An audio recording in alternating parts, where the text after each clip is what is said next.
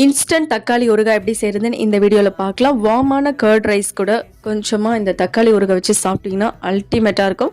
And இது எப்படி செய்கிறதுன்றதை இந்த வீடியோவில் பார்க்கலாம்.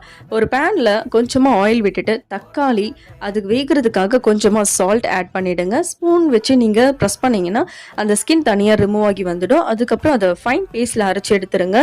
ஒரு சூடான பாத்திரத்தில் 1 ஸ்பூன் கடுகு 1 ஸ்பூன் வெந்தயம் சேர்த்து நல்லா ஒரு பவுடர் பதத்துக்கு அரைச்சி வச்சுடுங்க. ஃபார் தாளிப்பு கொஞ்சமாக எண்ணெய், கடுகு, கருவேப்பிலை இது எல்லாமே சேர்த்து தனியாக வச்சுடுங்க. அண்ட் அதே பாத்திரத்தில் கொஞ்சமாக எண்ணெய் விட்டுட்டு 1 ஸ்பூன் தனி மிளகாய்த்தூள், உப்பு, அரைச்சி வச்சுருக்க பவுடர் அண்டு கொஞ்சமாக பெருங்காயத்தூள் சேர்த்துட்டு ஃபைன் பேஸ்ட்டாக அரைச்சிருக்க இந்த டொமேட்டோ பேஸ்ட்டும் ஆட் பண்ணிவிட்டு ஒரு 5 மினிட்ஸ் நீங்கள் லோ ஃப்ளேமில் வச்சு குக் பண்ணி எடுத்திங்கன்னா எண்ணெய் தனியாக பிரிஞ்சிருக்கும்.